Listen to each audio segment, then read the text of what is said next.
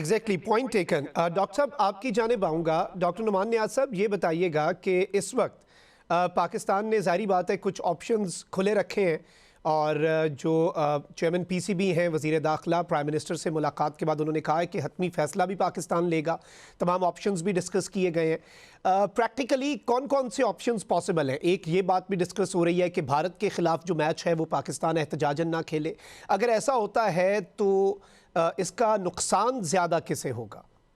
اچھا، یہ اس میں جی آپ نے بڑا ہی اچھا سوال کیا. ایک تو پاکستان کرکٹ بورڈ اور یہ محسن نقوی صاحب جو چیئرمین اور وزیر داخلہ بھی ہیں، I think he has been the smartest. اور اس کا ریزن یہ ہے کہ جب آئی سی سی کی بات آتی ہے تو آپ فل ممبر بورڈ ہیں، 12 فل ممبرز ہیں آئی سی سی کے، اور جس میں آپ آئی سی سی کے جو ہے رولز کے تحت جو ہے وہ کرکٹ بورڈ جو ہیں وہ آتے ہیں اور ان کا ایک ووٹ ہوتا ہے. تو اس میں تو آپ نے اپنی ٹیم بھی اناؤنس کی اور آپ نے بالکل بھی نگیٹ نہیں کیا جو آپ کی ریکوائرمنٹس تھیں. لیکن انڈیا نے ہی یہ پریسیڈنس جو ہے وہ آئی سی سی کو یہ رخ دکھایا تھا کہ جی government subject to government decision team tour کرے گی یا نہیں. تو ایک ماسٹر سٹروک ہے کہ ہماری گورنمنٹ پہ اب یہ بات آ گئی. ایک تو یہ ہے.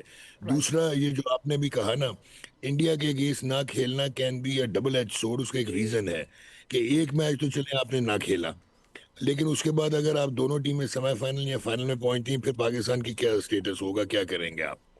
تو یہ پراپر بائیکاٹ ہی ایک آپ کا آپشن بنتا ہے. یہاں بائیکاٹ بنتا ہے یا آپ کھیلیں. لیکن اگر آپ کھیلیں گے تو ہیگمونک پریزنس انڈیا کی اور سٹرونگ ہو جائے گی، اور کوئی بھی نہیں ہے جو کہ کھڑا ہو سکے سوائے پاکستان کے. اس کا میں آپ کو ریزن دیتا ہوں.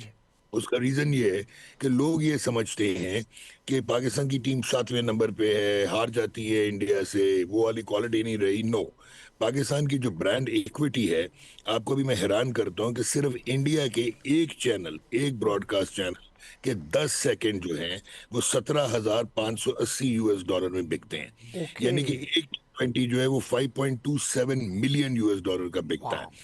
ایک انڈیا پاکستان کا T20 match world wide $1.13 billion کرتا ہے. تو اگر آپ کو یاد ہو، ایشیا کپ بھی مودی صاحب نہیں کھیلوانا چاہتے تھے، وہ انڈیا کے پاس ہوسٹنگ رائٹس تھے. لیکن وہاں پہ Jio star headed by Reliance جو مکیش امبانی ہیں، انہوں نے پھر کہا تھا کہ جی براڈ کاسٹر جو ہم نے رائٹس لیے ہوئے ہیں وہ بیڑا غرق ہو جائے گا. پاکستان انڈیا کے منیمم ایک نہیں تو 2 میچ ہونے چاہیے. اور اگر آپ کو یاد ہو تو 3 میچز ہوئے تھے. جی.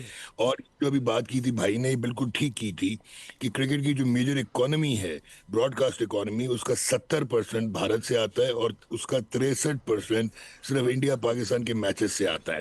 آپ اس بات سے اندازہ لگائیں کہ جو گلوبل رائٹس 3 سال کے ہیں وہ $3.1 بلین کے بکے، اور $1.13 بلین صرف ایک انڈیا پاکستان کا آئی سی سی کا T20 میچ کرتا ہے.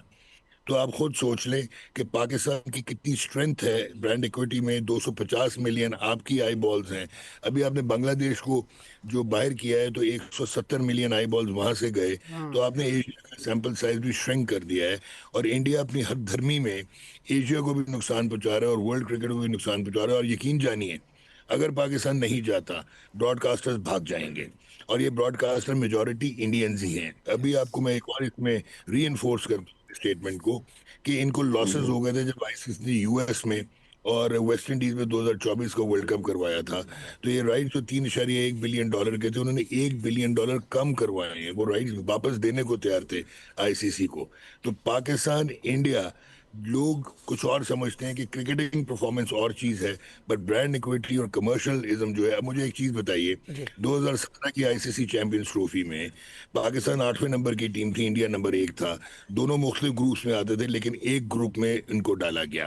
ہمیشہ آئی سی سی کے جو بھی ٹورنامنٹ ہوتا ہے اس میں انڈیا پاکستان ایک گروپ میں ہوتے ہیں. کیوں؟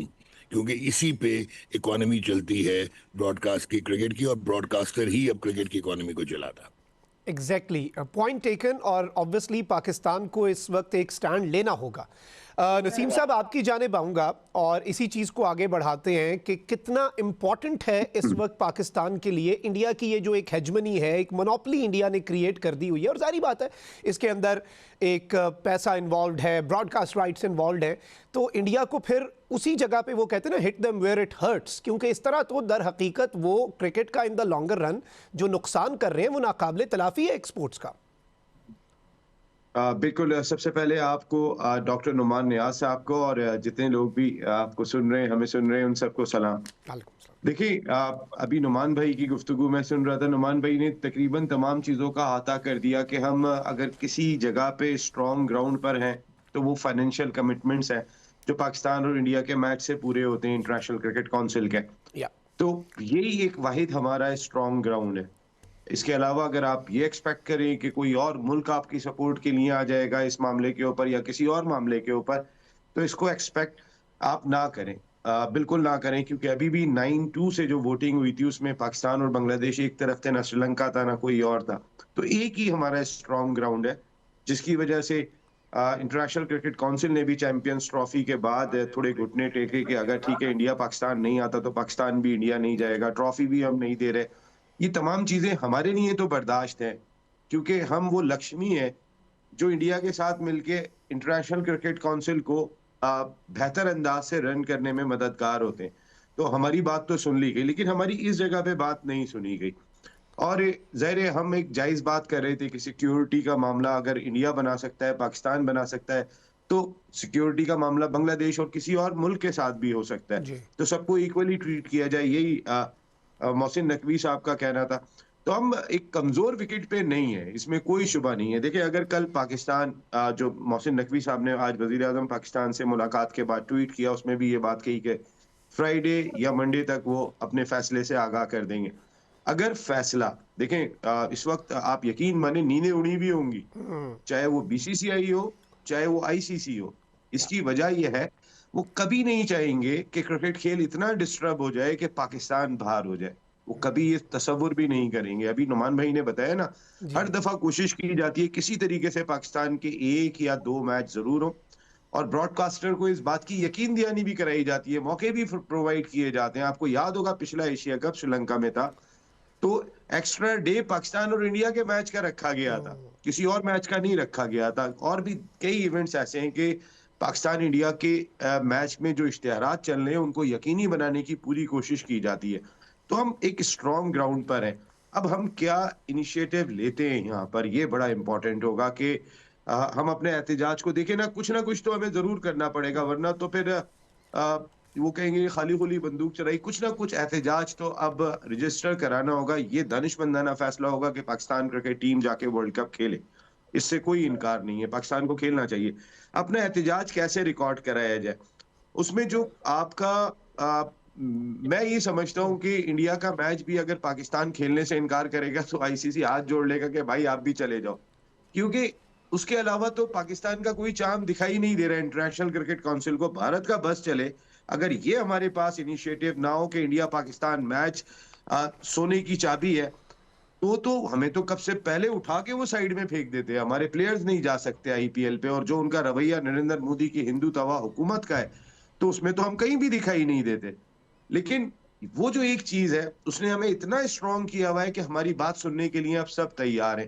تو اپنی ایک ایسی پالیسی بنانی چاہیے, آپ چاہے پٹیاں باندھ کے کھیلیں احتجاج کے طور پہ, اور آپ اپنا احتجاج ضرور ریکارڈ کرائیں, کیونکہ اب ایک چیز کا اندازہ ہو گیا.